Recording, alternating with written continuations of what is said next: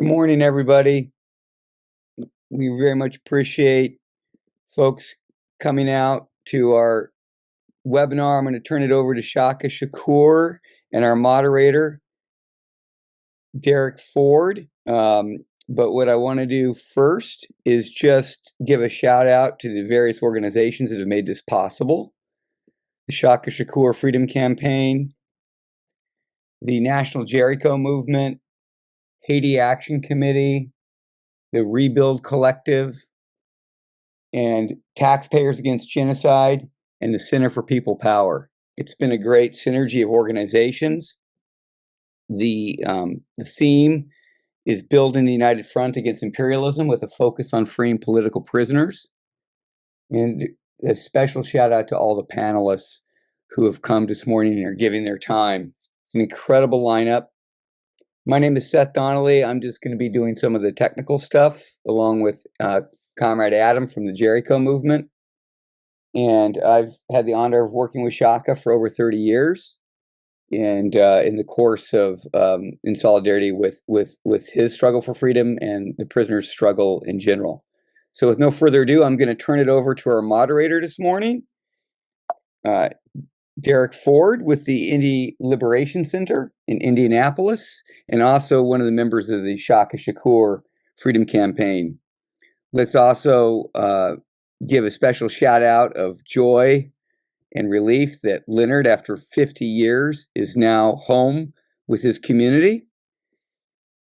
And so with that spirit, I turn it over to you, Derek. That's what's up. Thank you, Seth. Thanks, everybody, for being here today. We got Shaka on the line. And before we show a short presentation, we wanted to give Shaka opportunity to just say a couple of opening words. So go for it. Yeah, good morning for some and good afternoon for others.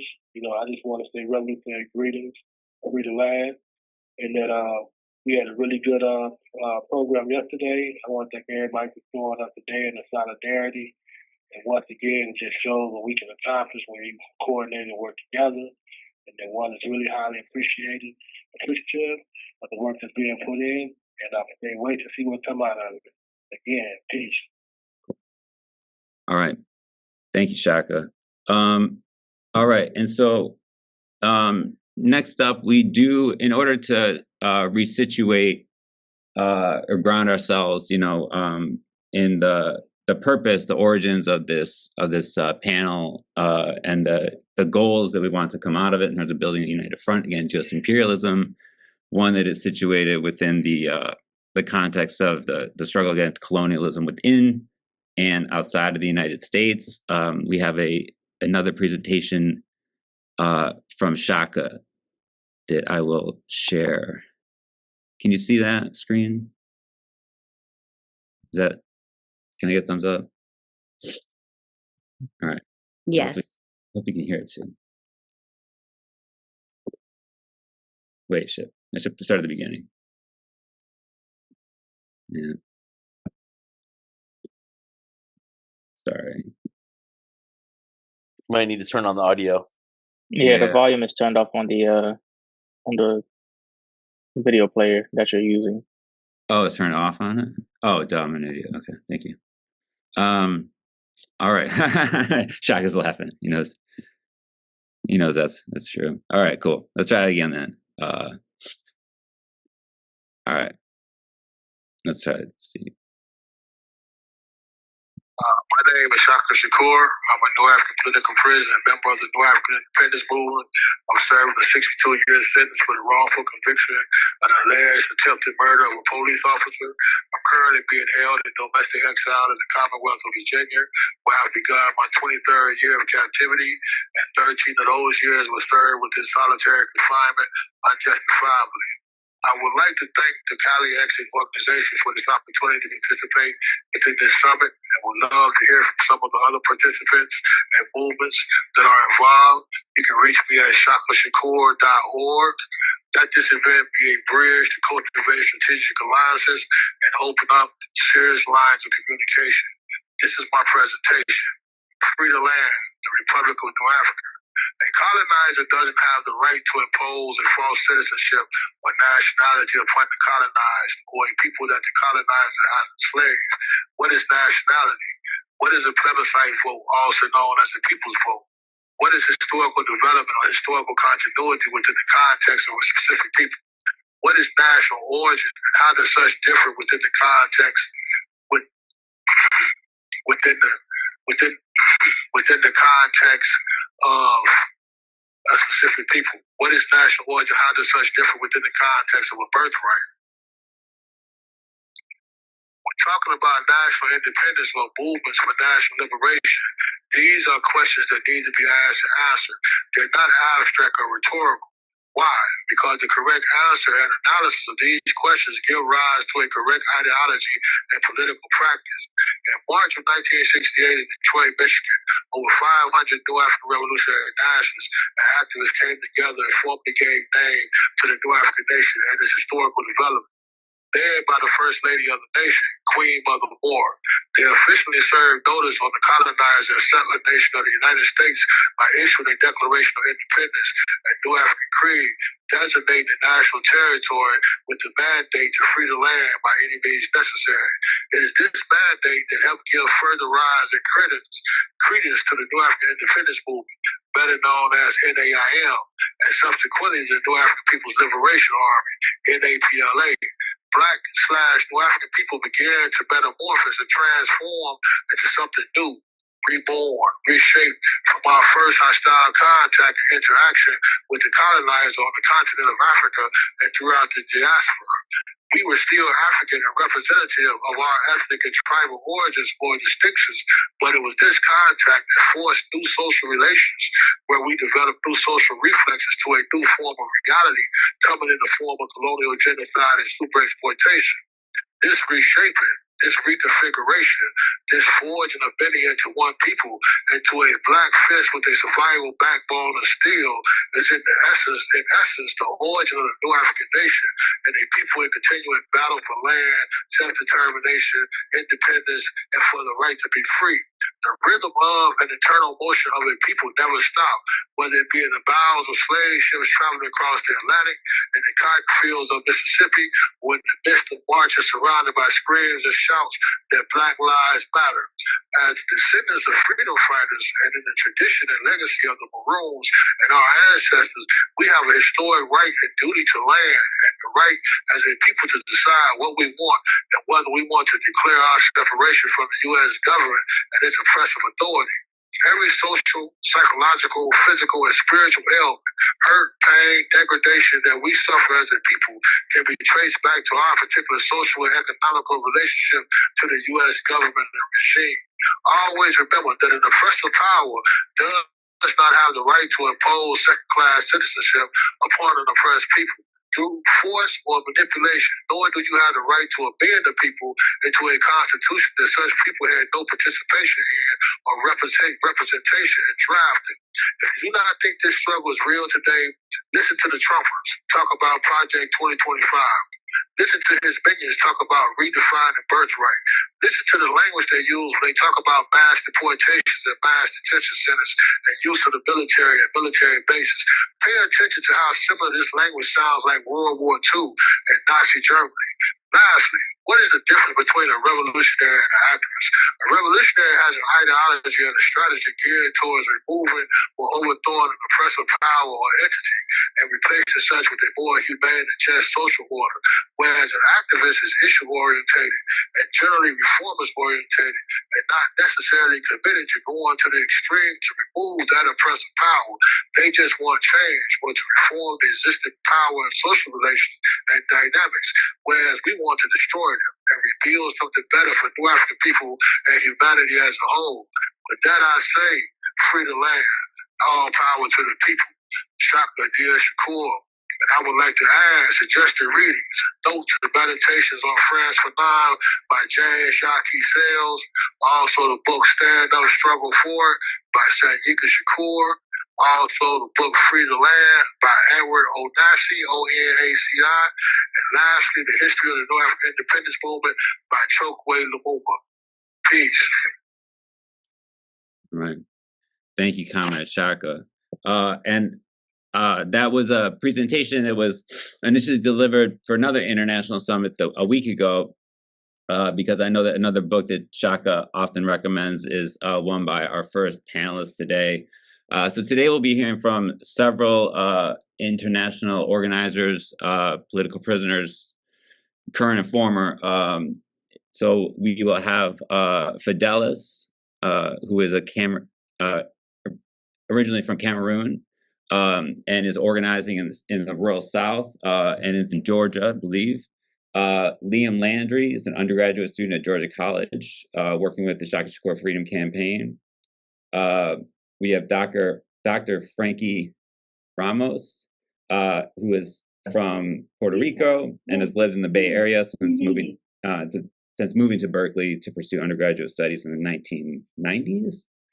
And she has a PhD from UC Berkeley in educational leadership, policy, and politics, and has been active in struggles for the self-determination of Puerto Rico, and the freedom for political prisoners, and an end to the privatization and neoliberalization of education.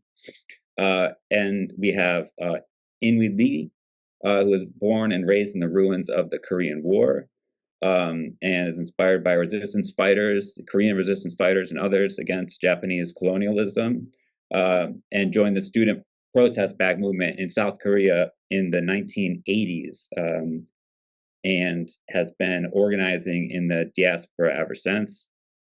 And we are going to kick it off, however, with somebody whose book, We Are Our Own Liberators, I'm sure the Shaka would have recommended as well. Always recommended to me, I'll say. That actually, yeah. So we'll kick it off with Jalil Muntaqim, a former political prisoner, and a dedicated long-term activist in the new Afrikan Independence Movement, which seems like a very brief introduction for somebody like that. But Jalil, I'm gonna turn it over to you. Thank you, brother. First of all, let me say Assalamu alaikum, peace, paz, Bergani, Jumbo, Ahrin, Haping, Hafadea, Guten Tag, Shalom for those of the Judea faith. Whoever your native language is, I wish you peace and solidarity. I'm Jalil Muntaqim. I'm a veteran member of the Black Panther Party and the Black Liberation Army, and I did 49 years inside U.S. penal slave system. I want to thank Shaka Shakur for having this opportunity for us to share some thoughts from a variety or a diverse group of activists, revolutionaries, militants, radicals, those who are in opposition to this aberrant idea of white supremacy and this aberrant idea of imperialism, capitalist imperialism, racial capitalism, the whole idea that evolved from the doctrine of discovery of 1492, 1493. I put in the chat a presentation that I made a couple of weeks ago regarding this issue, gave it a historical foundation for how we got to, or how we are got to where we are today. What was the preceding issues or preceding development that brought us here today are coming from the doctrine of discovery. So I urge you to go and read that or go and watch that video. And if you have any issues with it, please come to me with that. I appreciate constructive criticism from anything that I do. Now, for us to move forward, it's important that we have some very foundational understanding of what we're dealing with in regards to our struggle, right? And this means that we have to be able to identify who the enemy is, right? And who our friends and foes are, or who our friends are. In this instance, we find that our enemy, right, is a system that's based upon the aberrant idea of white supremacy, right, around the world, right? And I don't care where you look around the world, you find black people's in downtrodden. Okay, we go Australia, New Zealand, Germany, France, Brazil, wherever you go, right? Black people are downtrodden. And it's due to a systemic like I said, an aberrant idea, right? That black people, brown people, indigenous people are inferior to white people. Okay. That's a major problem that we have to confront. Why? Because it's genocidal. That's why. The idea that one people are superior than other people means that other people are valueless or have less value. Right? And therefore we can subject it to the possibilities, in this instance, the probability of genocide. That's what we're confronting. Right? We now have a neo-Nazi who is the head of the national defense of this country. That's serious. He's the head of the Air Force, the Navy, the Marines, the Army, the National Guard, Coast Guard, a Nazi. I cannot emphasize that any better. You have a Proud Boy, a white supremacist, who is the director of the Center for Counterintelligence. Do we see what kind of dire condition this is? They are determining who they're going to target.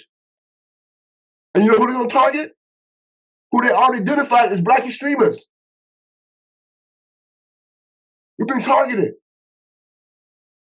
January 6th, when they went into Congress, that was black people, brown people, indigenous people there, with bodies all over the Congressional Plaza. You know that. Why not them? Because they're on the same page. And what did they go for? What did they do that for? To nullify the black vote.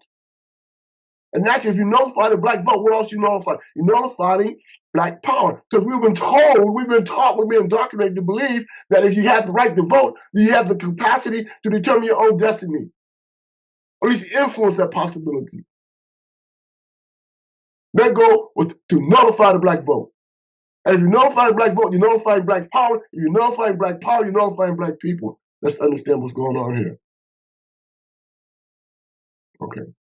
So in as much as our struggle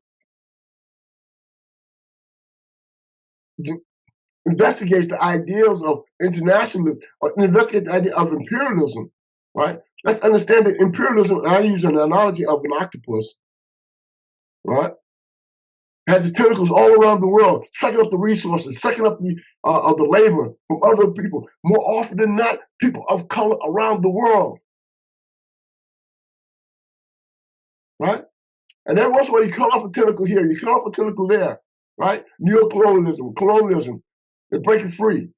But what happens? It grows back. Why it goes back? Because the head of the octopus has not been dealt with. And as we well know, that empires are not destroyed by external forces, they're destroyed by internal forces. When the people inside the empire decide they're done, no more. Right? And we're not there yet. Because of the degree from which we've been indoctrinated into this system, to be assimilated into the system of white supremacy. That was the era of the civil rights movement. And that's why it's so important for us to move to divorce ourselves from the system of white supremacy and capitalist imperialism. Right? That's the only way we're going to save ourselves. We have to divorce ourselves from this system. Right? And it has to be deliberate. It has to be intentional. It has to be purposeful. It has to be planned, strategic. Right? And so in the chat, I also put in Frolinon, right? A strategy, a front for the liberation of the African nation, as Shaka spoke about. The need for us to build our own capacity to liberate ourselves, right? If we don't do it, no one else will. And so in this instance, I will also thank Shaka for his efforts in terms of originally establishing and building towards with my dear brother Kwame Shakur, Prison Lives Matter. Another organizational structure that we have to lean into, right? Prison Lives Matter. In the top of the chat, I put in two information regarding Prison Lives Matter, a newsletter and also a an article, interview with Kwame Shakur. Okay. Now, many people don't really know that it was Shaka who informed or educated, who raised Kwame, okay, and the development of the PLM, right? With ALC at first, and then evolved into PLM. That has to be resurrected. In terms of the prison movement across this country, we have to unify, right? Under organizational structure. The PLM sets that foundation. And it evolves from out of Frolinam, the struggle for the liberation of the African nation. Okay. So we have not talk. We know what the problem is. Let's talk about solutions. All right. And the solution is that we have to build a mass and popular movement. If you have not read my book, I suggest that you We Are All Liberators. Go to the chapter, Mass and Popular Movement, and understand what the principles are. Because if we don't build a mass and popular movement, we're done. They're serious. And we have to be twice as serious as them. Or naturally, for black people in this country, it's always been, we have to do more and better in order to be, in instance, equal. So imagine what it's going to be for us in regards to the struggle. We have no more time for a lot of talk and a lot of debating and so forth and so on, except for except towards developing ideological clarity. So this means this. You have to be anti-patriarchy. You have to be anti-capitalist imperialism. You have to be anti-white supremacist. You have to be anti-fascism, right? And you have to be pro-liberation of independence of oppressed peoples. If you get on that ideological foundation, we can unite. We can build. We can organize. Not only that, we can win. We can win. Okay. And so that is my message to this esteemed panel and to our audience. Right? And we are in dire conditions today. The Confederates now control this government. All right. And let's not even try to shade that, and not even try to,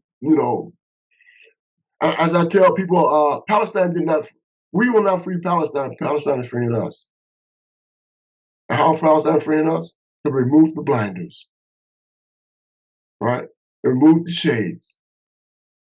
We can see that we live in a country that is based upon and belief in promoting genocides. It has from its inception. This history is based upon genocides and the enslavement of African people. What changed? Right? Modernity? Right? It become more technologically advanced in order to do so? Yes. That's it. He had this guy, Elon Musk, an African, a Nazi running the country. Trump is a figurehead. This is no longer democracy, people. Even if it had been. Right? It's not a democracy anymore. You got 13 billionaires in the cabinet of the White House. 13 billionaires. What did I tell you? This is a plutocracy. The rich rules. Okay, so I say this as strongly as I possibly can. All right. We have to get organized. All right. We got to have ideological clarity.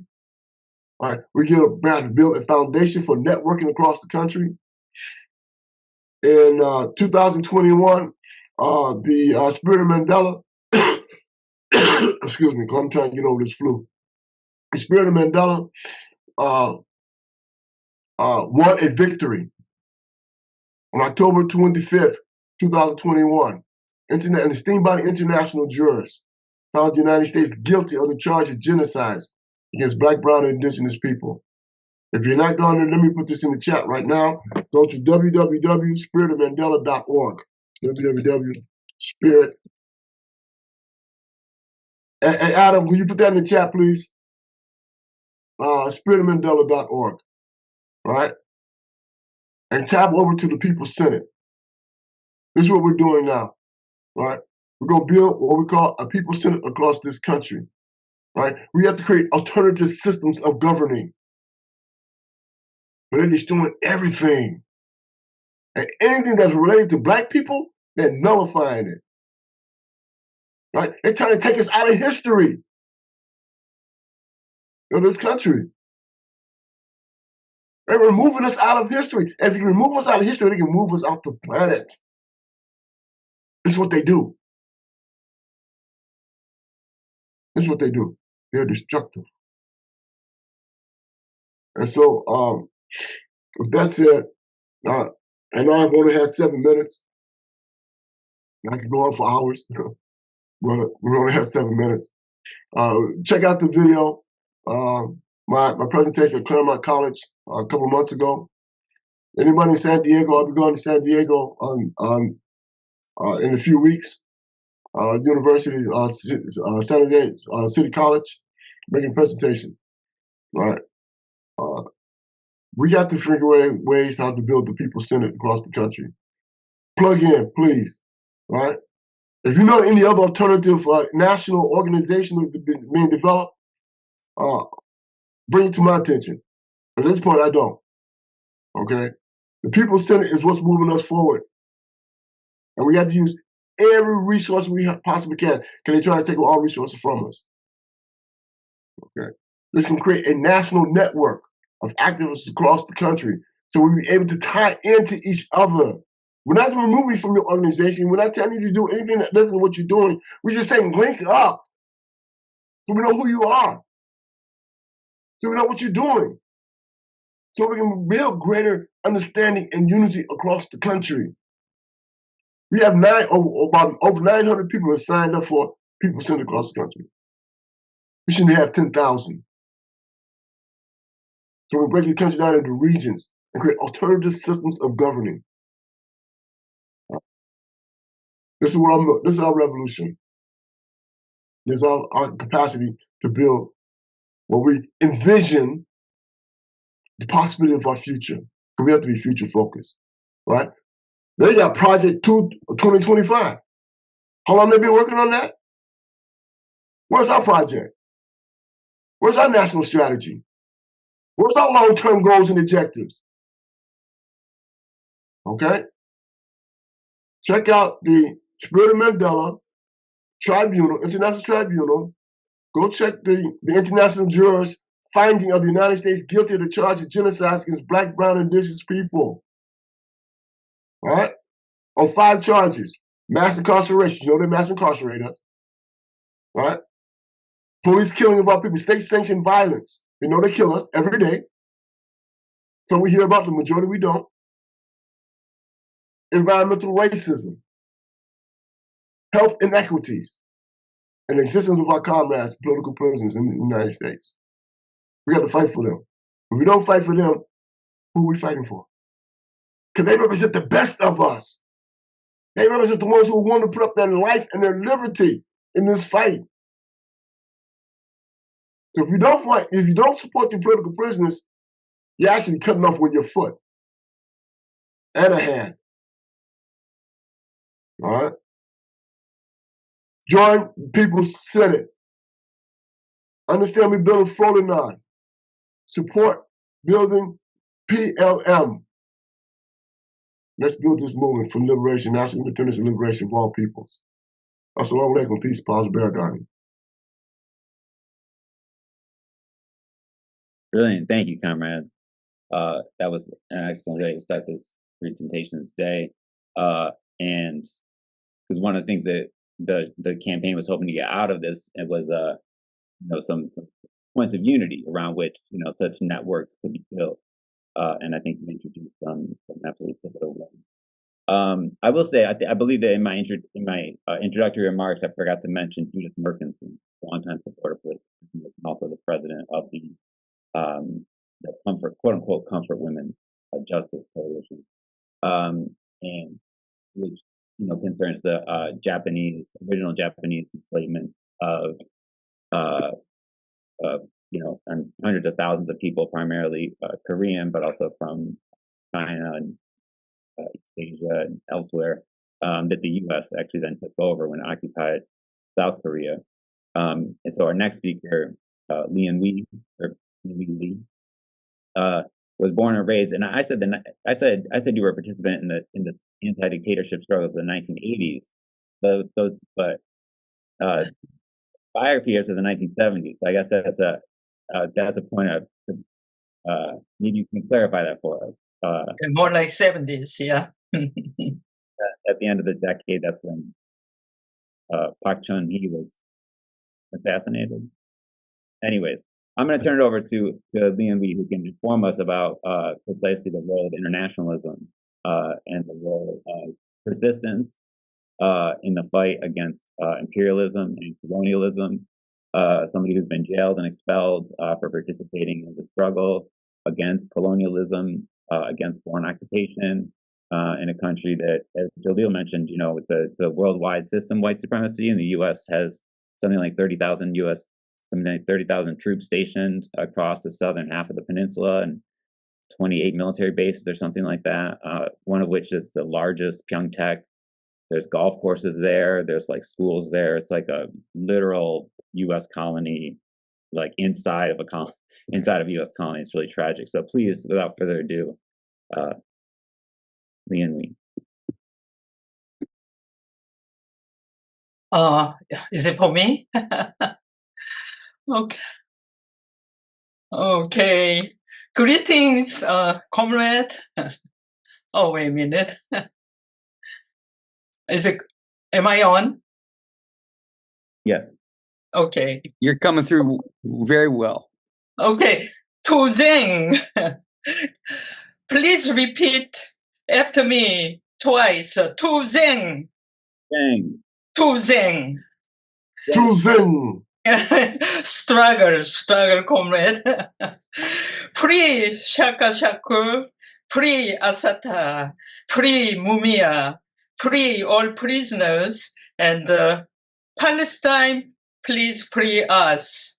And my special thanks to Shakur family, because my kids, when we are living in Marin City, the hood in Marin County, they went to Tamalpais High School. They barely made it. My daughter dropped out, and their pride was Tupac used to live in Marin City. So thanks to you, the Shakur family. So it's my great honor to be here with you all. I about 50 years ago, in April, I was a college student, and I was a senior studying to be an English teacher, and I organized the protest, students' protest against the military government. And the same day, we all got arrested and went through the military martial court, and I was expelled the same day, and went through jail. And then I had no place to go because you protest, then they think you are communist, the commie, and under the National Security Act, National Security Act, we can be killed if we got involved heavily with the protesting. But I had no idea, how to connect all these dots with my student protesting and massive student protest movement, and then U.S. imperialism. So it took long time to see the connection. So I'm going to show you briefly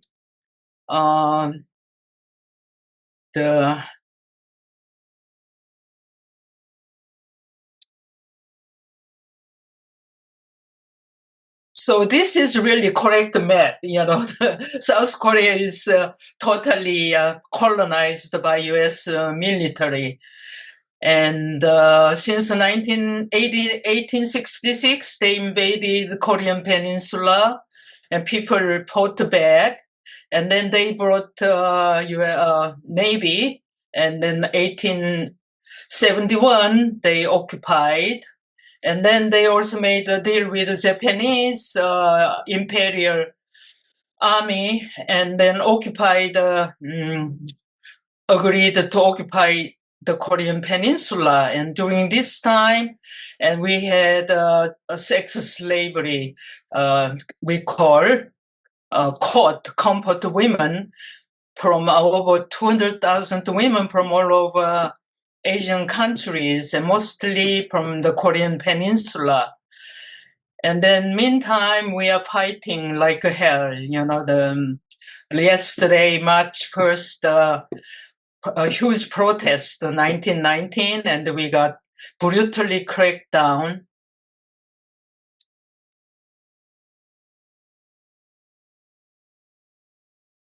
And then, like everywhere else, people always fight. This is our freedom fighters. And then 1947 in Jeju Island, April 3rd to 1954, we had over 30,000 people massacred by National Army that's backed up, supplied weapons, money from USA. And then they all rounded up, and then they all got killed. And this is the families grieving today. And then 1948 to 1945 and 1948, we had military government, U.S. military government. And then, as you know, there is Korean War. And doesn't it look like just like, Gaza right now, the Palestinian, young youth, all rounded up by IDF. So our national army rounding up all the communists in the neighborhood. And this is Pyongyang. That does look like a Gaza today. Nothing standing, all bombed out by U.S. military. And this is Pyongyang today, North Korea. But the problem is, South Korea, we are glorifying USA imperialism. It's beautified, glorified, romanticized, and even sanctioned. And this is General MacArthur, all the politicians go and paying their respect. And US Army, we are glorifying them again. And 1980, May 18, Gwangju, southern city where people's uprising, and then our own military brutally cracked down on people, protesters, all rounded up, and then the civilians got killed. And last year, Nobel laureate, literature laureate Han Gang writes about all this, the grieving of May 18, 1980, and people are protesting heavily. And then this is, wait a minute, 1980s, 80, 70, we had June, we had a final huge national popular movement, and then college kids getting killed. And the tear gas was normal back then. So then this is today. This is happening right now. There is right-wing US-backed pro-USA protesters always comes out protesting with our flag and USA flag, because we are trying. We arrested the president who declared martial law, and these people are against arresting the president. They even imitating, USA. Stop the steal. This is Seoul right now. They think Trump is going to come and save. But people are really protesting hard. During, winter storm, day and night, people are protesting. And then these are people called Hershey's Kisses, the chocolate. And we call them the Kisses Army. So this is yesterday, I believe. People are protesting really massive way to get rid of pro-USA president. So hopefully we win and we make one Korea.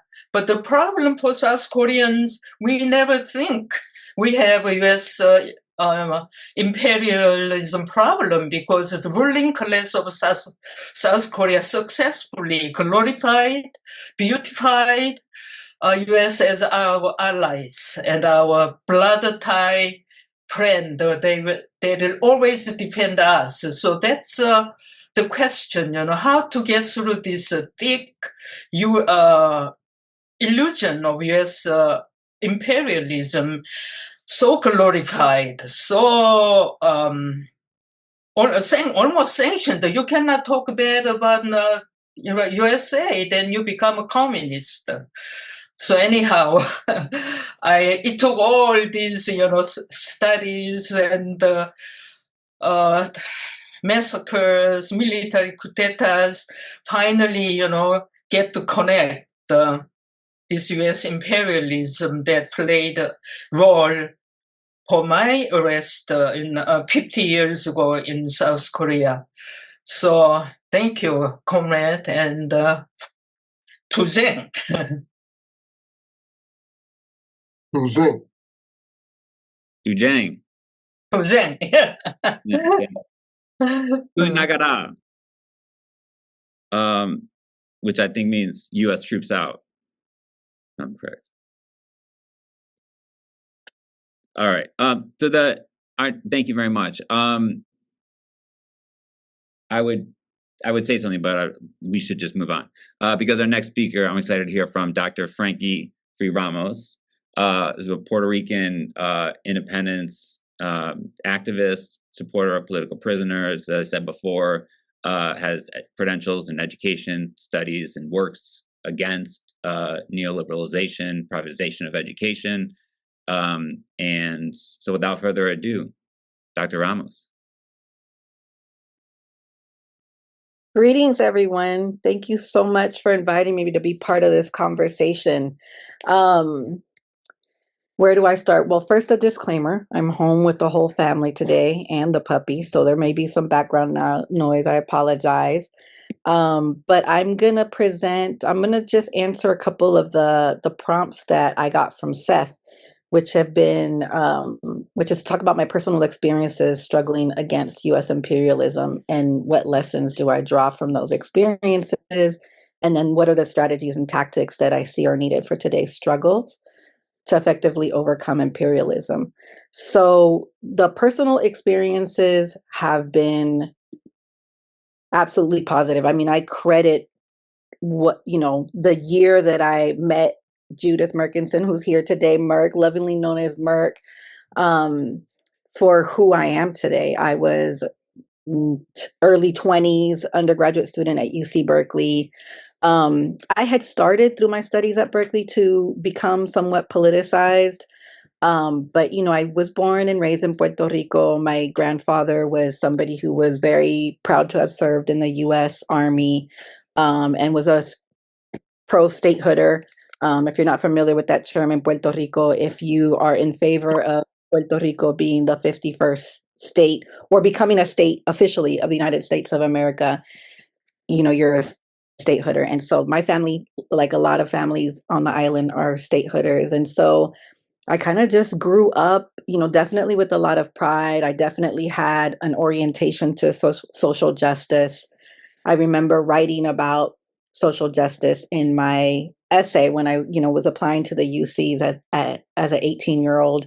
But I definitely had drank the Kool-Aid of U.S. imperialism. I believed in meritocracy. I remember being against affirmative action initially, and it was during the time of my undergraduate at Berkeley that affirmative action came under attack, and we had to fight Proposition 209, and we didn't win that battle. But anyways, it was when on campus, good beloved comrade Khalil Fantauzi started a Puerto Rican club on campus. And because we had, I think at that time, 5 of the women Puerto Rican political prisoners were incarcerated at the Federal Correctional FCI Dublin, which was not far away. When the movement to free the Puerto Rican political prisoners came out, and I think they brought out U.S. Congresswoman from New York and U.S. Congressman from Chicago, and they heard that there was this Puerto Rican club on campus. They connected with us, and that's how we started visiting. And I had the privilege of visiting Carmen. I was officially on Carmen Valentin's list, but Carmen and Dilcia Pagan, who you see in the middle of this picture, that's the day that they came home. We always coordinated our visits. Many of us who were part of this Puerto Rican student club, we got on different people's lists. So, some of us visited Carmen, Dilcia, Lucy, and Alicia, the sisters that were there. And we would see Marilyn Buck, and we would see Linda Evans, and it was it's kind of strange, but it was always a really good time. Once you got past the indignity of going through the process to get in, which was never quite as bad as the process to visit my brother, who was in California State Prison. So, I was kind of used to that indignity, but and then, the worst was always leaving, and that our beloveds couldn't leave. But once we were in there, it was so much love and so much learning and so much joy. We always had a good time. Like the smiles that you see in that picture that Seth just showed from the day that they were released, there was that kind of smiling every time that we visited them. There's Carmen Valentin in the yellow. And yeah, it just shaped me so much. First of all, I mean, I think the biggest thing that I got was I got to taste what it felt like to win. And, we say when we organize, we win, but a lot of times it's hard to maintain faith in that. And sometimes winning takes, 5 decades or more. And so for me to have just joined this movement, and within, I think it was like less than 5 years of being part of it, we got to see some of the Puerto Rican political prisoners come home. That really solidified for me that it is definitely possible to win. And I got a glimpse of, all of the work that it would take to win. I was young. I was mostly a person who, helped organize the local actions and a lot of the political education and a lot of the organizing locally. But I did get to go sometimes to some of the bigger national and international convenings and kind of see the bigger picture of what this movement kind of required. But so that was a big lesson that has stuck with me to today, and made me a lifelong organizer and movement person. Is just knowing that we can win, even if the path to victory isn't linear, and those wins sometimes have contradictions, like in the case of the Puerto Rican political prisoners. The fact that not all of them got to come home at that time, and that for them it wasn't a simple decision to decide to accept the conditions of then President Clinton to come home. And then some years later, we also, we continued to work for the freedom of political prisoners, but we also got involved in the struggle to get the Navy to stop practicing for war, to just leave Vieques entirely. Vieques is a small island as part of Puerto Rico. where the U.S. Navy controlled 2/3 of this tiny island, and this where they would practice for war. And there was a occupation that we were a part of to get them to stop practicing for war and to completely move out. And we won that as well. But there was a contradiction of knowing that if they left Vieques, they would probably land somewhere else. They were going to continue to practice for war and poison the waters and the land of some other place. And also, there's the ongoing struggle to get them to clean up the land that they left behind, which they don't take responsibility for really bringing that land back to like its full like richness and health. So yeah, the path to winning is not linear. It's not easy. There are contradictions, but just kind of making some kind of peace with that, I think, has also made me like an astute organizer and somebody who I think amongst my peers, and now I'm in a position to educate younger generations and organize younger generations, and I'm able to like share those lessons, which I think are not easy lessons to accept when you're younger or maybe just newer to the movement and you just want to overthrow the entire system as quickly as possible, as radically as possible, by any means necessary. And, yeah, like contradictions are really unsettling. But those are some lessons that I got from the work and from visiting the women at FCI Dublin too. I mean, I think, I got to see firsthand, when we talk about in movement, the danger of charismatic leadership. And like Ella Baker says, the importance of like people who are leaderful don't need a leader. And visiting these women who we held in such high, I mean, they were our sheroes, right? They were in prison for their commitment to the liberation of Puerto Rico. But I learned through visiting to them that they are human and they had their own contradictions and they were imperfect, and their relationships were imperfect, and that was okay. That didn't take anything away from the righteousness of the movement. That didn't take anything away from the righteousness of the decisions that they took to place the role that they played in ending U.S. imperialism in Puerto Rico. So those are just some of the really important. Like two more really big ones are just international solidarity. The movement itself was international. Visiting the women in FCI Dublin was an international experience. They were always having visitors.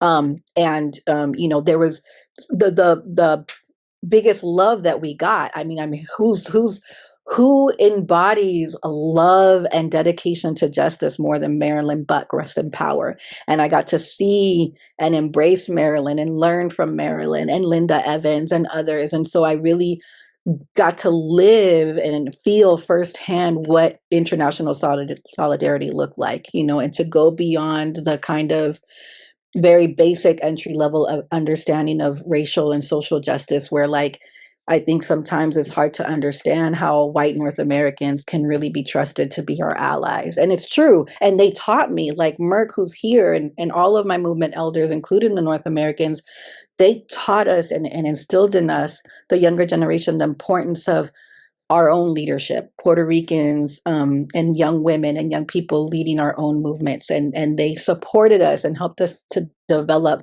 to be able to do that. And yet they were our equals, and their commitment was as real, as true, authentic, and undying as any of ours who, claimed land.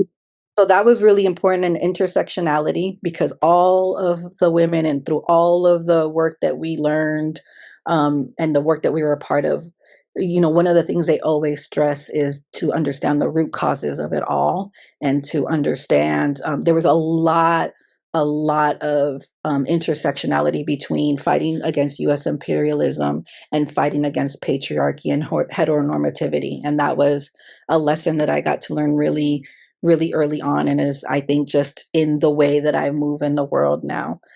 And in terms of strategies for winning in this moment, I think one of the big ones that I'll lift up, since my day job is at an organization that works with young people to end youth incarceration. And, we also have an intersectional kind of analysis, and we're part of international movements like Grassroots Global Justice Alliance.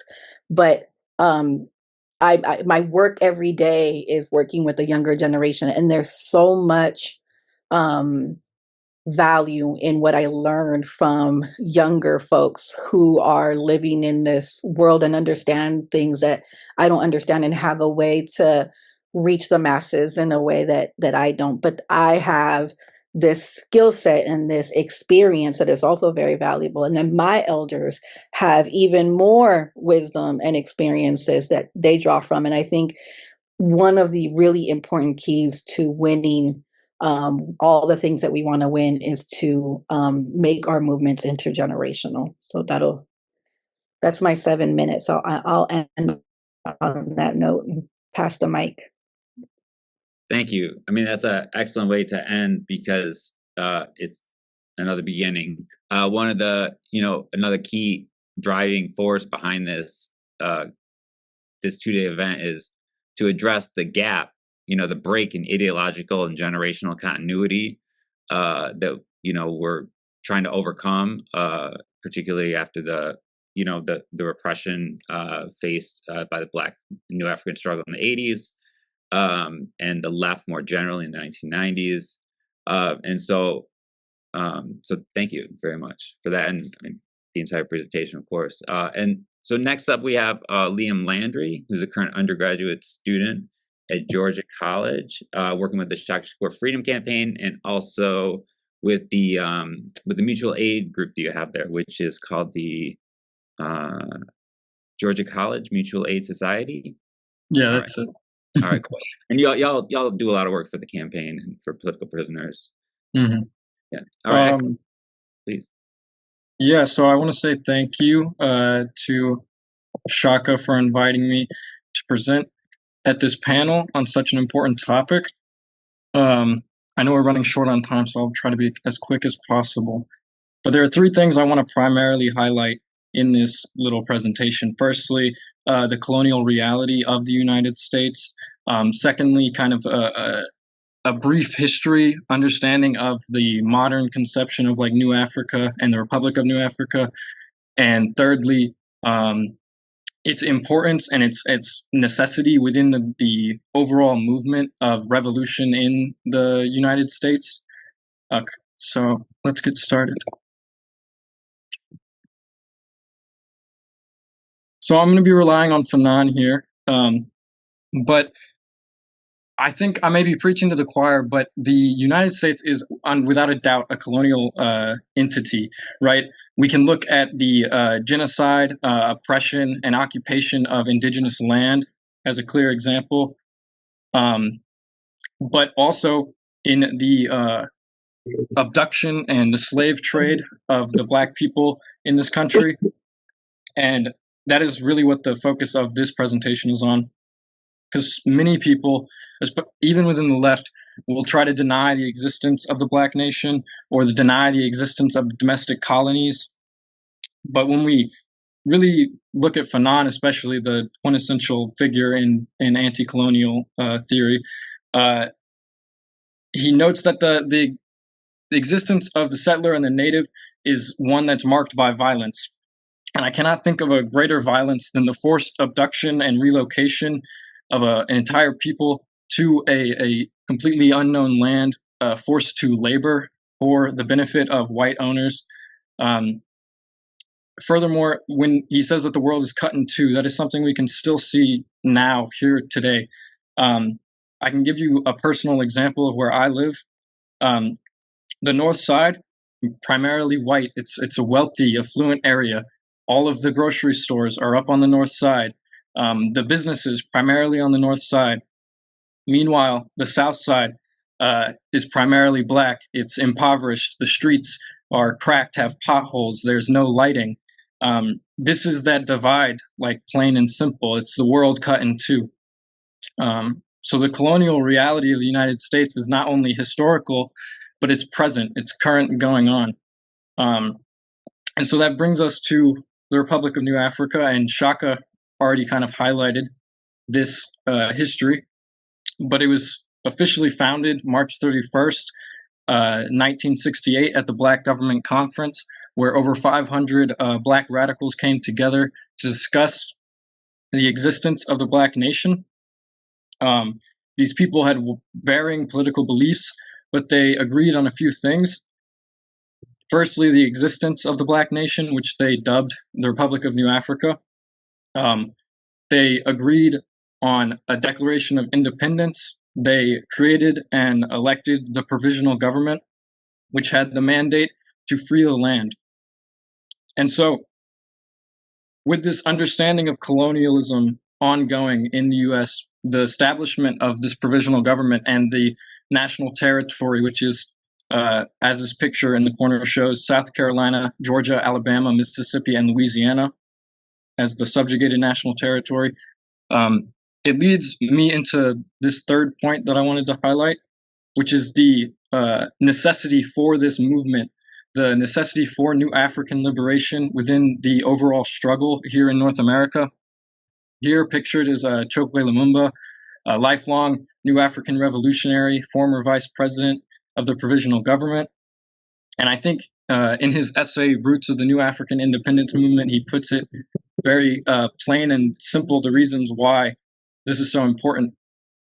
The liberation of New Africa contributes to the struggle because it begins the break with the colonial entity that is the United States. It is a concrete, established national form that we can struggle for, instead of simply the concept of socialism or the concept of liberation as an abstract. The New African Independence Movement gives us a clear guideline, clear national territory, and a clear program of fighting. It's incredibly important, along with the other national liberation movements within this settler colonial state. So the indigenous movements, Puerto Rican movements, Mexican movements, Hawaiian, Caribbean, all of these national liberation struggles must coalesce to deal that striking blow to the colonial entity that is the United States. And yeah, so I wanted to talk about kind of one of the things that I view as the way it's coming about, the way it's being fought for. And so I wanted to highlight the Jackson Kush Plan, which is a great document, and I encourage all to read it if they haven't, about building this grassroots movement, this community struggle, this mass movement that strives to liberate the new African territory from the rule of the colonial entity that is the United States. And there are 3 points that I quoted here: the building of people assemblies, the building of independent Black political parties, and the building a broad-based solidarity economy. And this work is, from my point of view, incredibly important, and it's necessary. If we want a true mass movement, a movement that is relying on the people, then we have to be with the people.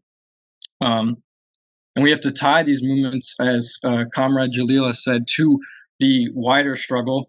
We have to be in contact with each other. The People's Senate, a Students' Congress. We need connections across the country to build these movements further and further, and to continue to fight.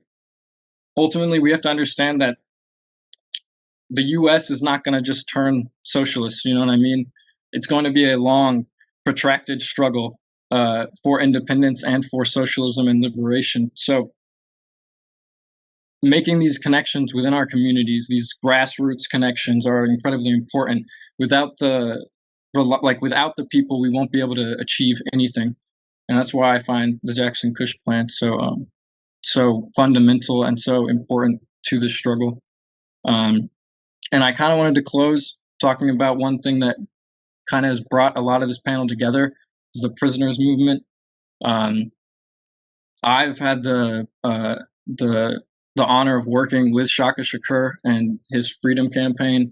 And what is so important about this is that these are our comrades, our allies, and they are currently behind enemy lines. And we cannot abandon them to the dehumanization of the state. We have to work every day, every moment in collaboration with them, because they are like Comrade Jalil said, they are like the best of the best. They are the best representations of this movement. They are the people who have put their lives on the line. They have faced the worst kinds of treatment, and are still facing that treatment. And we have to remember that at any moment, we could also become political prisoners, especially in the work that we are involved in. And so having this cooperation, having this solidarity is of extreme importance. And so that kind of brings my thing to a close. If I could say one final thing, I'd say free the land. So thank you, comrades.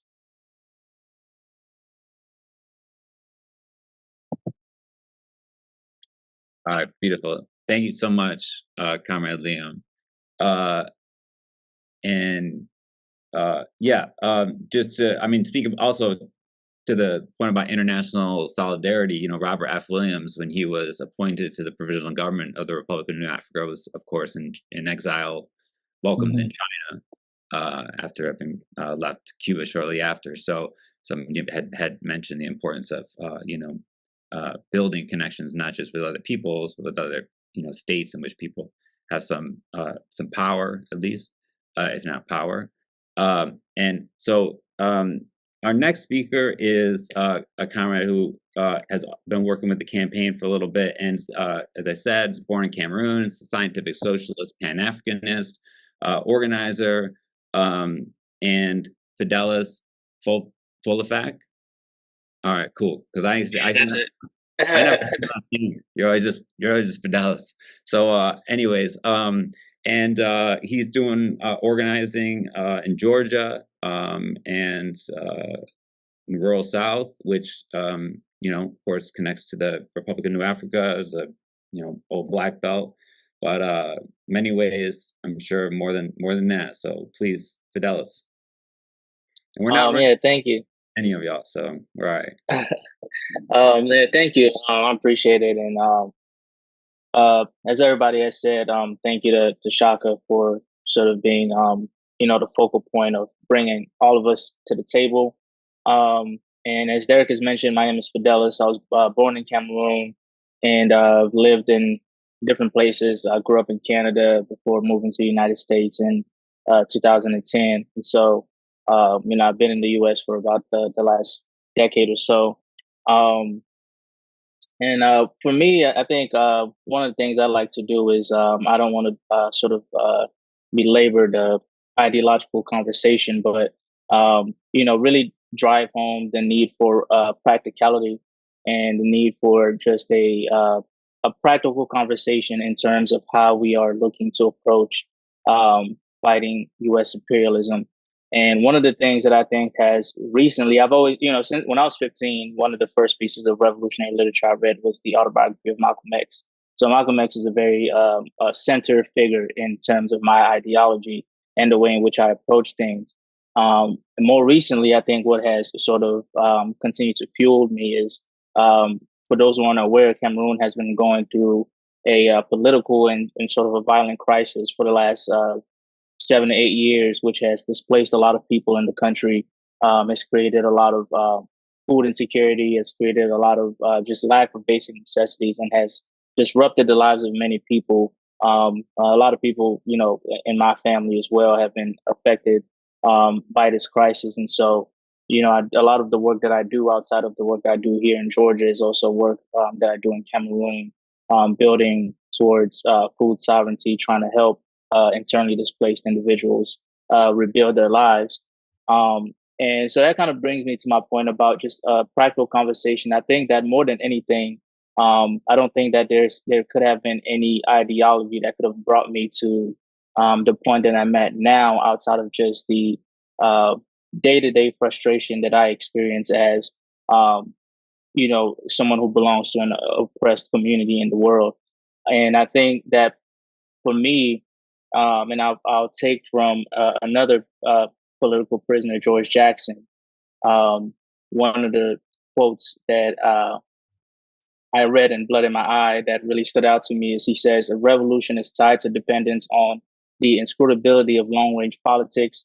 It cannot be made relevant to the person who expects to die tomorrow.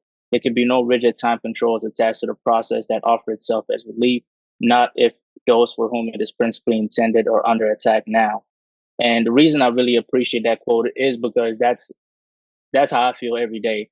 I think that for a lot of the ideologies or organizations that I've been introduced to throughout my years of being involved in struggle, there was a sincere lack of urgency. There was really, I never really got the sense that,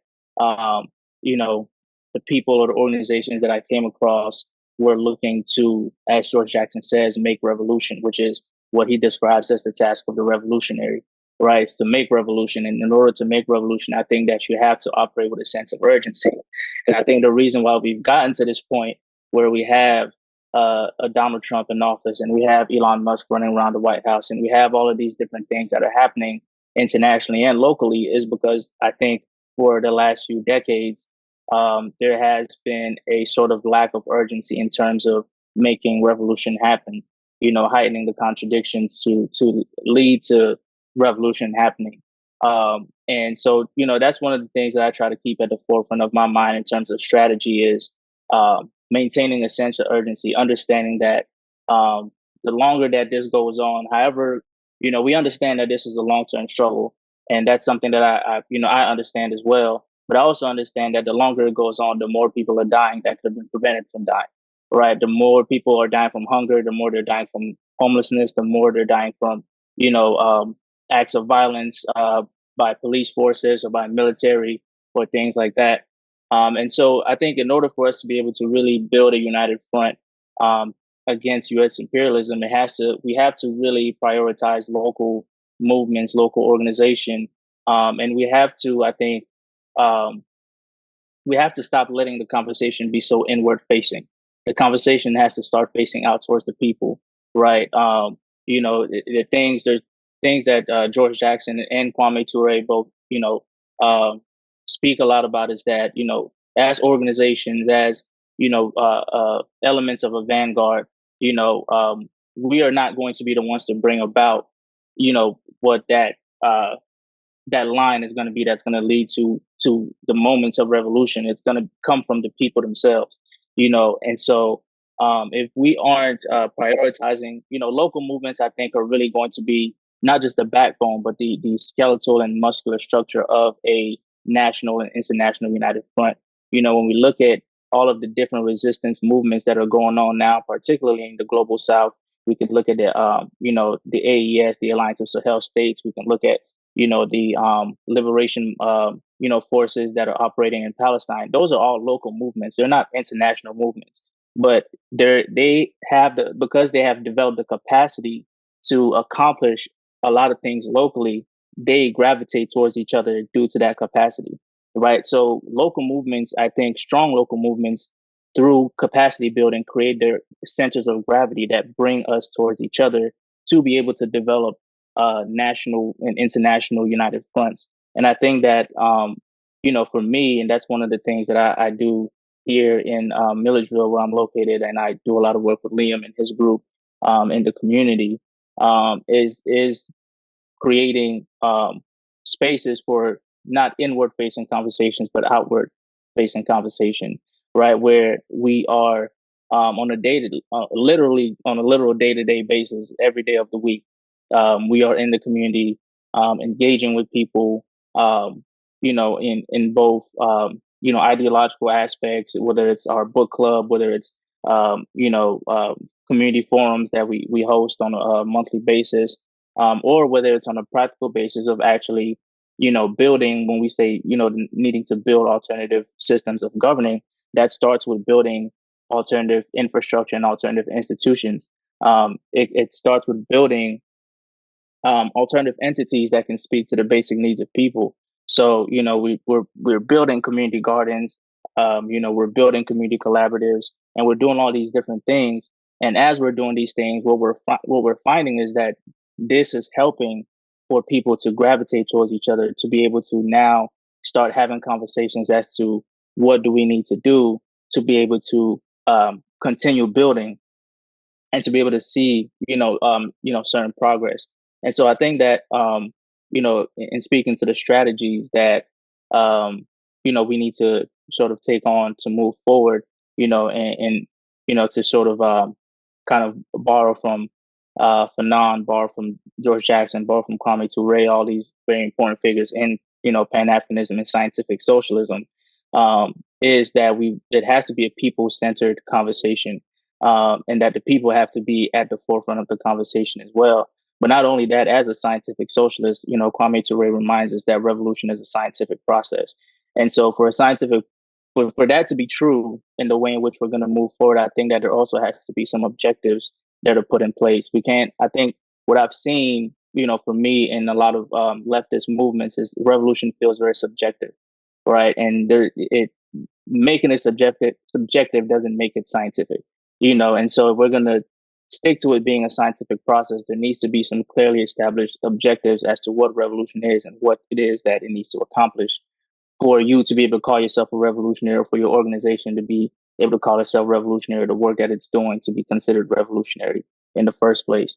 And so I think that all of those things, I think, really, ultimately, I think my driving point is that, for me, and the success that I've seen in what I do is that when we really focus on building local capacity, naturally we will gravitate, these different localities will gravitate towards each other in order to build united fronts, and so, I think that what we have to also be honest with ourselves is that we're kind of having to build from scratch, because there's been decades long stretches of sort of a dead space in terms of actual mass movement, right? I mean, we've had things that have popped up and had the potential, Black Lives Matter, sort of period. Now we're seeing kind of with younger people and the struggle for a liberated Palestine.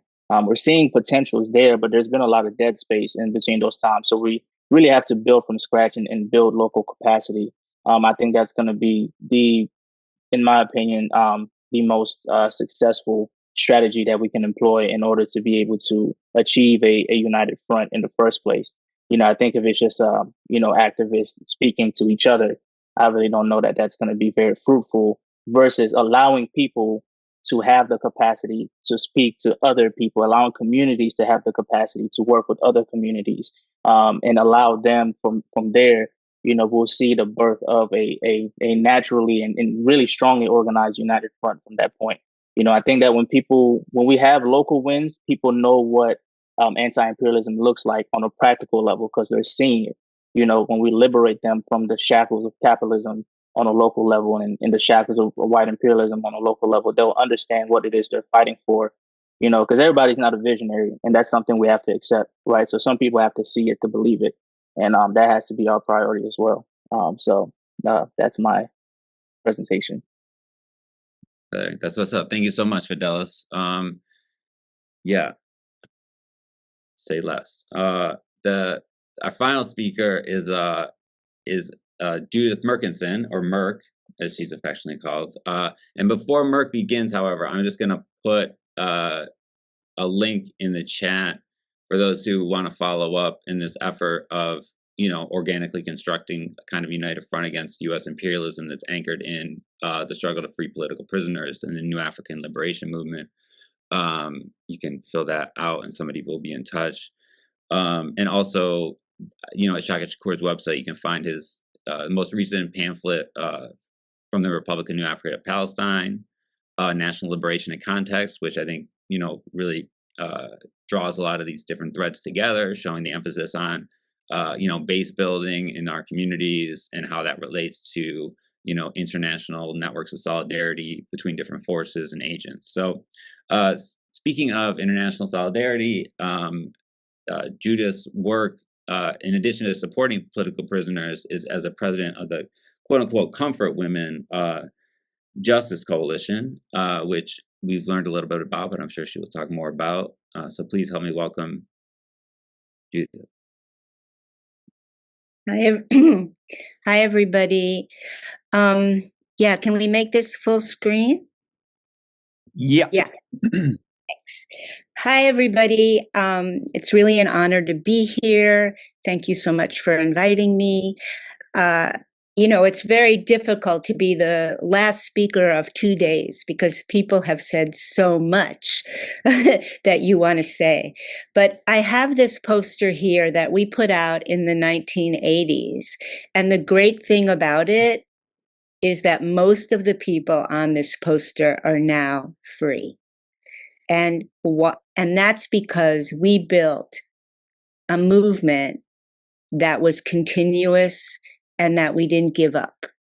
And many times people say to us, I remember, when it got to be like 40 years, 44 years, like, how do you keep on doing this?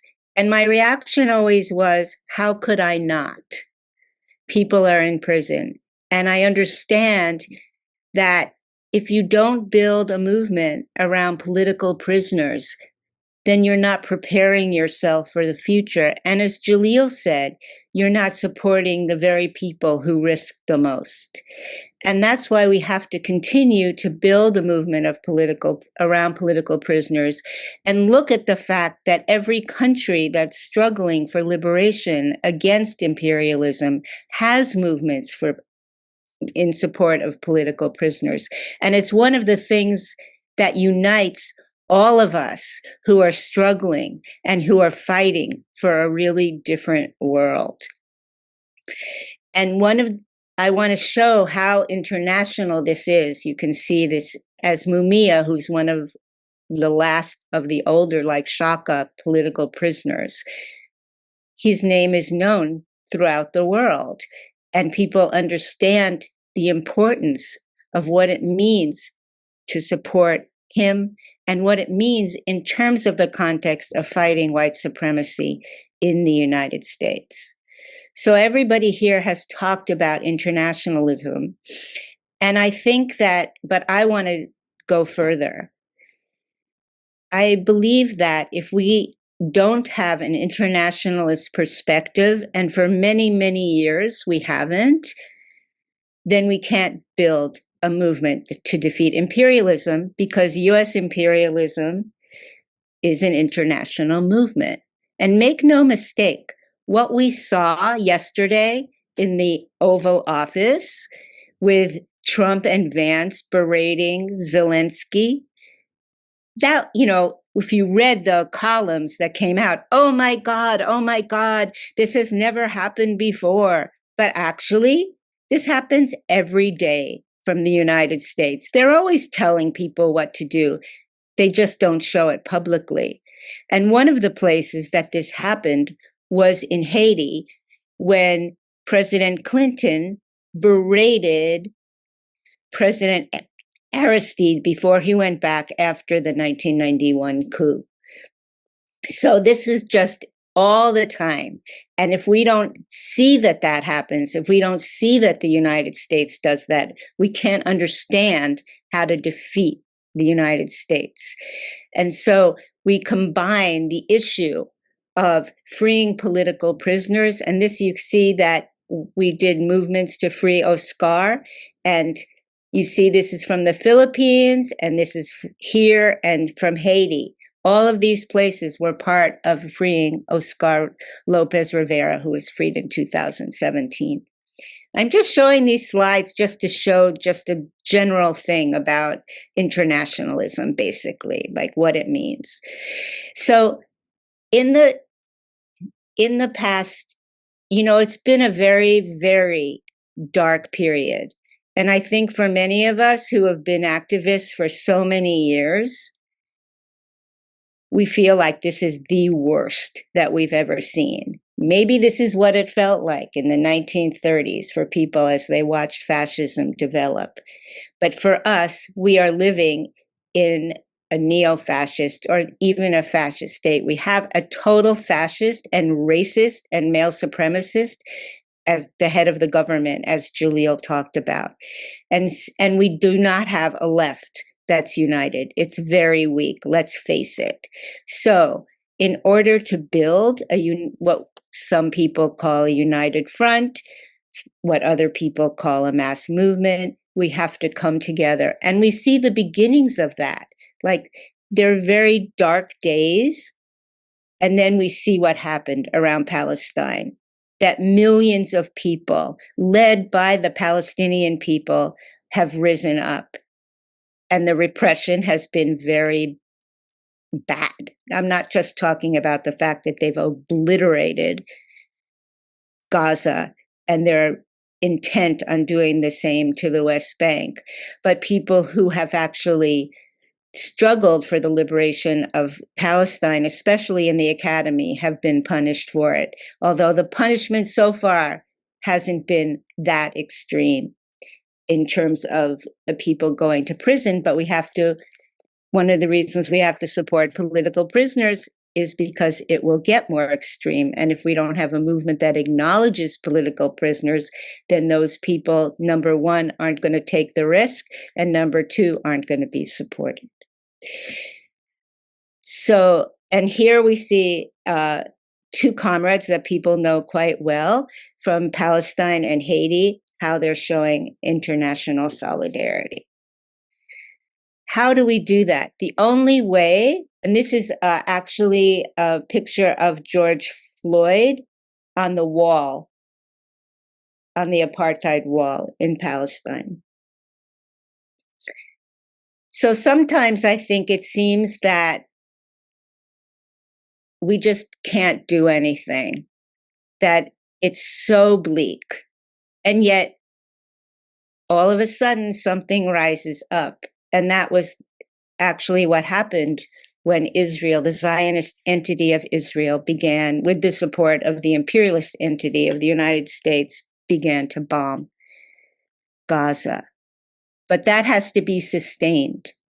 And the only way that those movements, we're building a movement, and the only way that we can sustain a movement is through organization. And whatever organization you can join is important.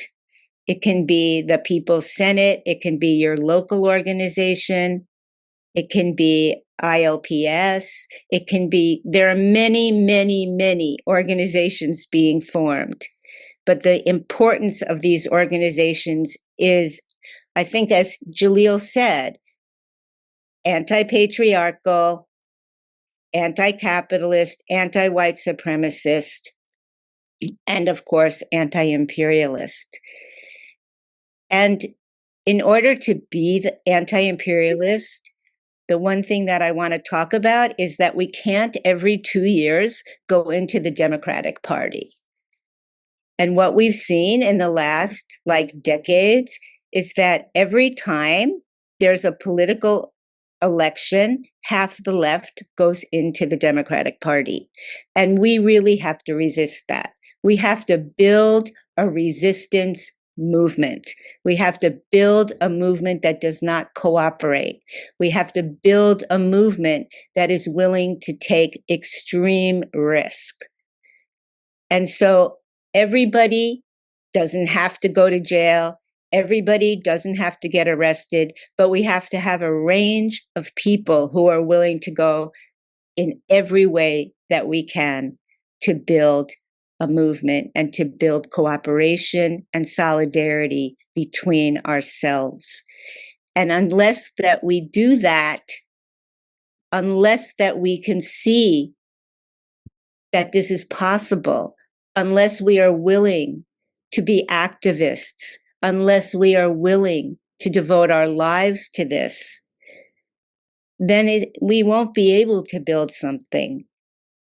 I feel like, Frankie said that something that I felt was very, very important, that we have to build from each other, that we have to learn from each other, that we have to respect each other, that we have to build a movement. Yesterday, the moderator said, "What are you looking forward to?" And I would say, we're looking forward to a world that is of liberation.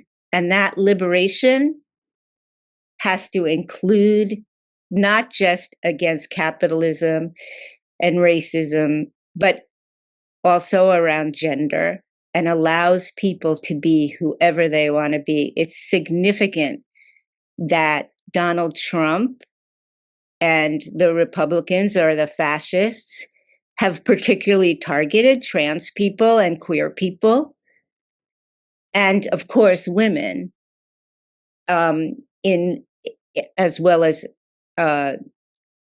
people of color. But the fact that they're so crazy about trans people and see them as such a threat means that we have to do everything that we can to support people of all genders. And we have to do that, really embody that, because if we don't do that, then we're not supporting a future of liberation. I will talk a little bit about the comfort women, because I think that they really show something that people don't realize. You know, when the comfort women were, as speakers have said, during World War II, the Japanese Imperial Army sexually enslaved probably 500,000 women, brought them into brothels because they felt that their soldiers had to have, quote, sexual release. And these women were raped, some for years, some for months, over and over and over again. And when they came out, when the war ended, the irony of the situation was they were punished. They were stigmatized because for some reason in this world, when women are raped, we're the ones who are blamed. And I always think about, how does that happen? And I realize, like, men want to rape, especially during war, but they know it's wrong. So they blame the women, and that gets them off the hook. And then the women are stigmatized. So these women, they went home, really they were girls, they went home and remained silent for 50 years. And then because there was a women's movement in Asia, they began to speak out. And in 1991, Haksun Kim, a Korean woman, broke the silence publicly. And as a result of her breaking the silence, she did something. She unlocked a flood, and hundreds of other people came forward. And at the same time, there was a movement by women of the former Yugoslavia who were also experienced sexual slavery and mass rape. And they came together and they changed international consciousness. And they changed the perception that rape during war, which has been considered completely normal, was a crime against humanity and is now considered a form of torture and a human rights abuse. And these were just, quote, ordinary women. And yet when they came together, they changed something so fundamental in world history. That's what can happen just when you don't think that it's possible. Just like we began to change the perception, the Palestinian people, of Zionism in the past 18 months. Actually, we have broken the back of the Zionist entity in that regard. So it is possible. But rape is happening, war is happening in so many places in the world. And I can't forget about Haiti. I'm a member of the Haiti Action Committee. And yet Haiti, which was the first Black republic, which has been punished ever since, is not on the agenda of the American movement, even though the US has been on its back from 1804 and before. There's Sudan, there's Congo, every place. We have to build an international movement that supports these places. And the only way we can do that is through organization, because everybody can't do everything all the time. So I would end with saying that We have to build a movement around political prisoners. We have to build an international movement, and we have to build a movement that is internationalist and anti-imperialist. And you know what? When you're really not hopeful, being an activist will give you hope. And hope allows you to be an activist. And I would say, as a person who's been an activist my entire life, that not only is it the greatest life that you can have, but also being an activist is quite fun. So free all political prisoners, defeat US imperialism, and let's build a movement together. All right, brilliant. Thank you so much. Yeah, and just to drive home that last point about, breaking the back of Zionism, of course, the Palestinian people at the forefront of that. Just because many people don't know. I consider myself somewhat young, but just 15 years ago, Palestine, to be pro-Palestine was controversial on the left. The anti-war movement split over that. And if you think about where we are today, where, anybody who considers themselves even liberal, right, is pro-Palestine, and whatever that means, different things. But, that's quite a sea shift in consciousness. So thank you so much to all of the presenters today. We're at 2:40 and Shaka's on the line. So in terms of opening, yes, of course, there's many exceptions. Derek, could you just put that sign up form link in the chat again? I didn't do that. Yeah, it'd be great. Well, Shaka's, yeah, thank you. Yeah, absolutely. So Shaka, is the floor is yours. I want to say thank you to all the panelists. Speakers are amazing. I just did a lot of points. And the bottom line is, I think, as I think Jalil pointed out, that we have to attack from within. As we attack the tentacles of imperialism that extends around the world, understanding the strategic position that we are in terms of being in the belly of the beast, so to speak. You have 1 minute remaining. Direct access to the critical organs that keeps the beast functional. And times has changed, and on some levels, while some things remain the same. However, we have to understand and educate newer generations of the intersectionality of and commonality of various forms of oppression and the nature of imperialism that knows no boundaries. And I think that's something that we brought home today. So I'm hoping that something really come out of this concrete and strategic that moves us forward as a clenched fist, so to speak, that's beaten on the breast of imperialism as we put in some sleep, finally. So that's all I really want to say. And once again, thank you all for representing and participating in this event. Free the land. Free the land. Thank you, comrade. All right. So what we'll do now is For using GTL. what we'll do now is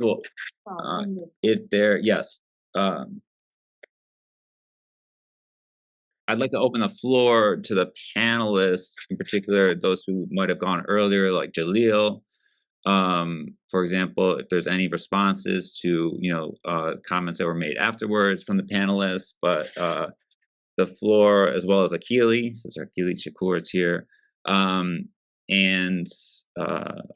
in terms of responses to each other, in terms of building some points of unity or moving forward. Again, the point of this is not to create yet another organization to replace other organizations, but to begin, or continue the process of connecting singular organizations as well as existing networks. So, can I say something? Can you hear me? You can say something, and we can hear you. This is Akili Shakur, and on behalf of the Shakur family, I just want to thank all of you, heartfelt, because this has been an important issue since the beginning of colonialism, whether it starts here or anywhere else. But I also want to say to Fidelis thank you very much for giving a youthful perspective in regards to what needs to be done with immersing oneself into the issues of the individuals that you're trying to bring to the table, because that makes a big difference when you attack individuals' problems that they're having then and educate them along the way. And that's something that I don't think that I see enough. We do a lot of conversations for individuals who know the language, who've been in the struggle, and they've got all the right words to say, but those actions that come out of all of this within communities that have not been educated politically makes a big difference, because people are drawn to you by what you do and not as much as what you say. So thank all of you all. You guys have been doing this, for forever. I'm probably older than most of you, so I know how that feels. And I want you guys to just, keep doing it. And like she says, it's a way of life. This is not a club you join. This is a way and a commitment of life. And you don't get a chance to quit. You don't get a chance to retire. You only get a chance to continue. Love you guys. Love you too, Key. And thank you for that.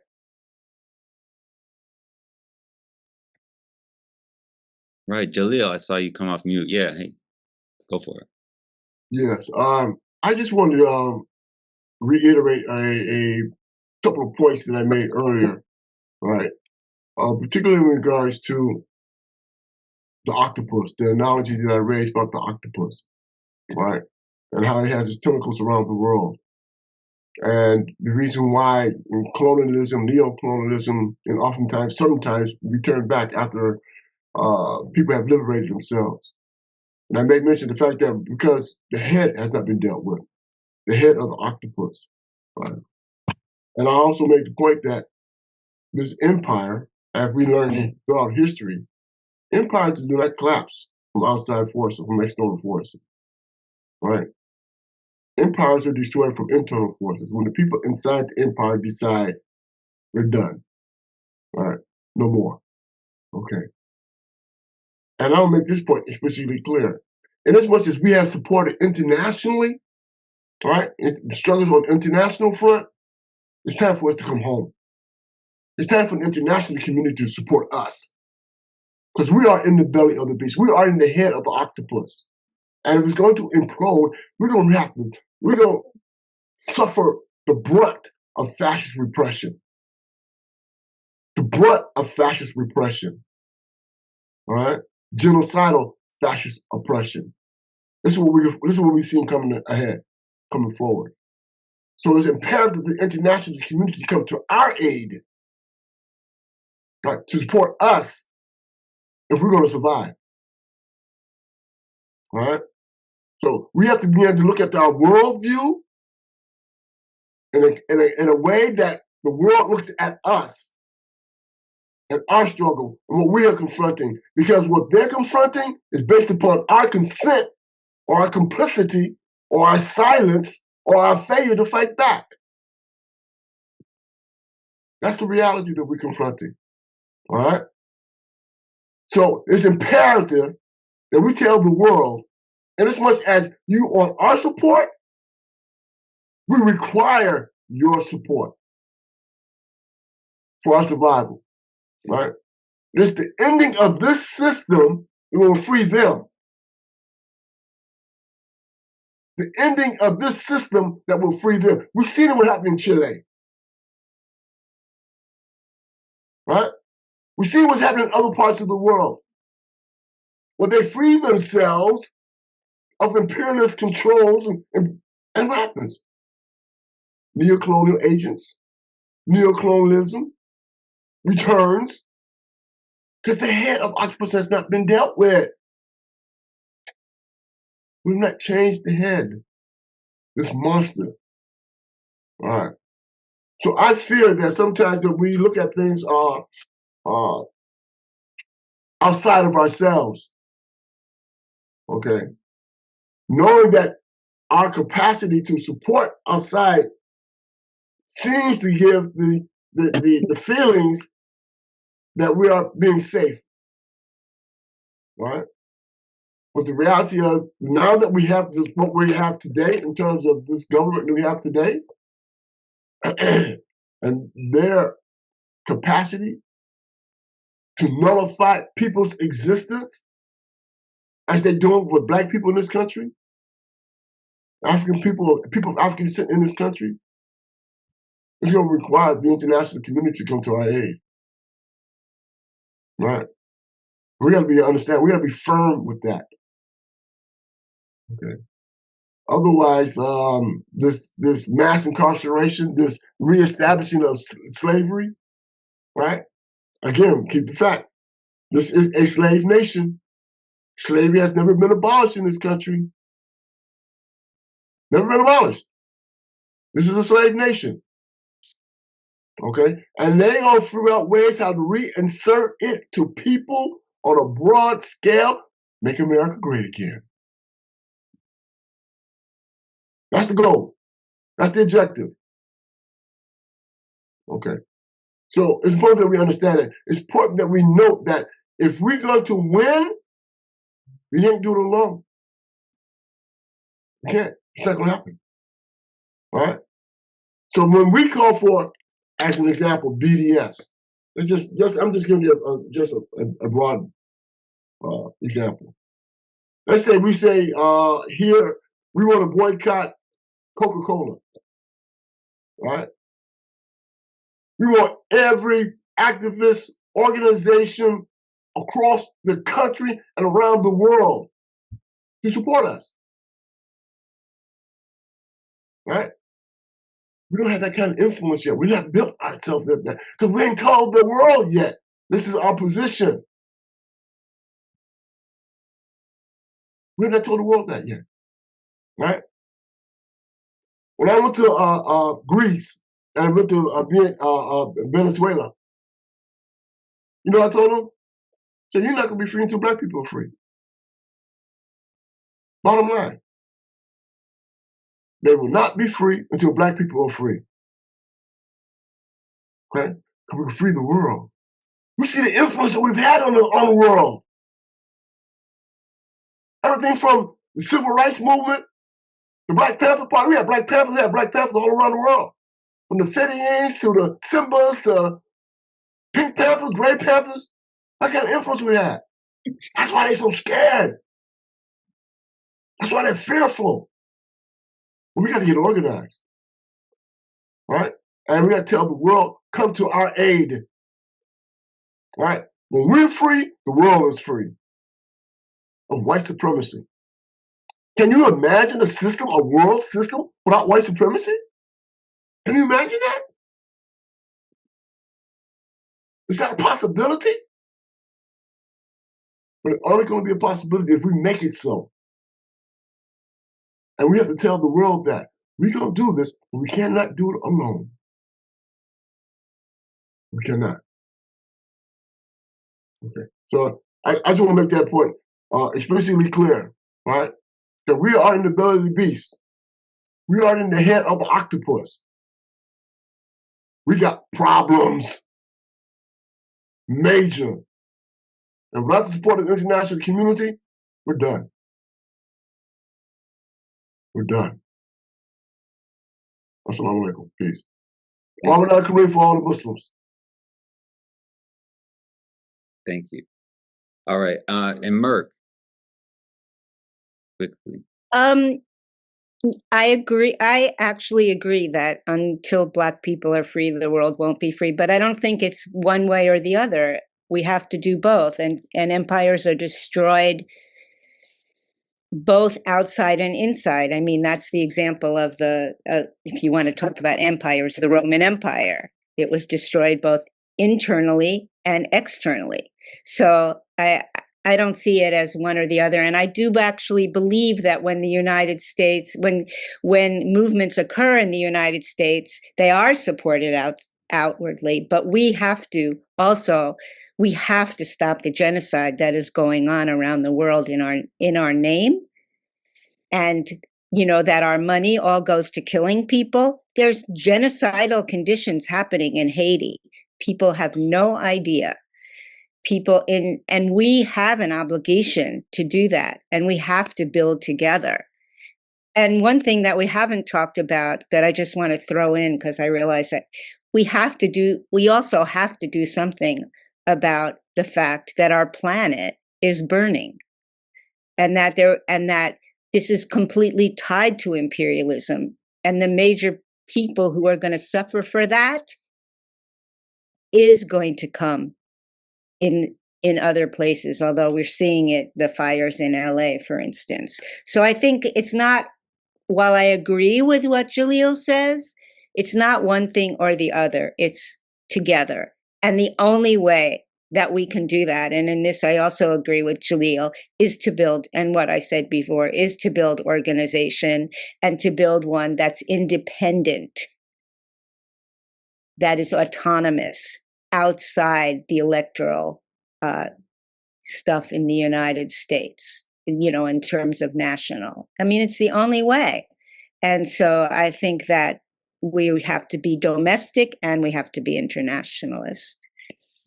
And we're faced right now, and we have to protect our people. We have to protect the hundreds of thousands of immigrants who are going to be deported. And why are they here to begin with? Because of the policies of the United States. So we have to tie all of that together. Thank you. And Comrade Fidelis? Yeah, I just kind of want to piggyback off the conversation that's happening. I think that one of the things that I talk a lot about with Liam and other local comrades of mine is I think that one of the problems that I don't say problems, but one of the things that I see that happens a lot in conversations and approaches is like the compartmentalization of issues. I think that the when we compartmentalize issues and we feel like we have to come up with multiple solutions, when I feel like having a central solution that touches on all of these issues is really the way to go. Because climate justice is racial justice. International justice is racial justice. You know what I'm saying? I mean, the global world order that we have today started with the transatlantic slave trade.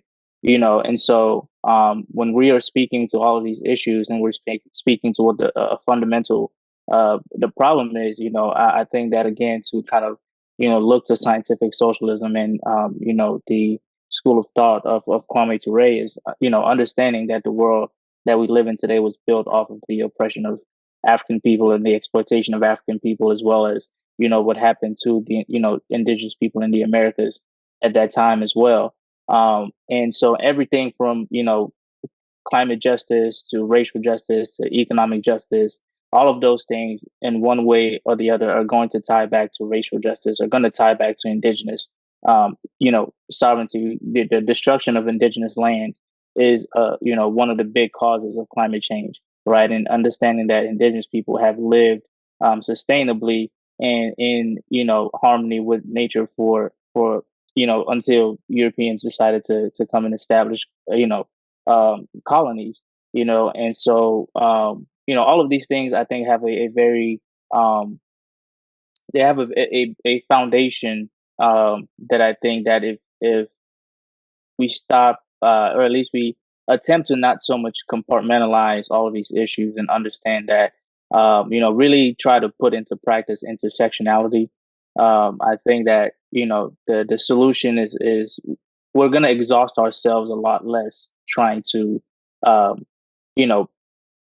be in all these different spaces at once when we realize that all these things really exist in the same space. And so if you're going to be an environmental justice activist, you have to be a racial justice activist. You have to be an anti-capitalist, right? You have to be anti-patriarch. You have to be anti all these other things as well. One doesn't happen without the other, and I think that once we get to that point, again, creating those, centers of gravity and movement, everything I think is naturally going to coalesce together because it's going to have to, right? You're not going to have to force a coalition because a coalition is going to be necessary. We're going to need everybody at the table. One is not going to be able to function without the other, And so I think, I think right now a lot of, I don't know if people are really looking at it that way, in the sense that like, these things are naturally going to have to coalesce if we decide that we're not going to continue compartmentalizing everything, as well. So I definitely agree with Comrade Jalil on that. Because I do see that as sort of the central piece of everything that's happening right now. So I just wanted to add that to the conversation. And my last thing is also, again, to the sense of urgency, one of the things I always tell Liam is the more often revolutions fail, the more sophisticated our oppressor becomes. So I think that for me, particularly, I see that, while, again, this is a long-term struggle, our window of opportunity is closing, and military technology is only becoming more sophisticated. The strategies of the oppressor are only becoming more sophisticated. And it's getting to a point where even the oppressed are buying into the propaganda of the oppressor, and so the window of opportunity here is closing. And I think that we have to move very urgently as well. All right, thank you, comrade.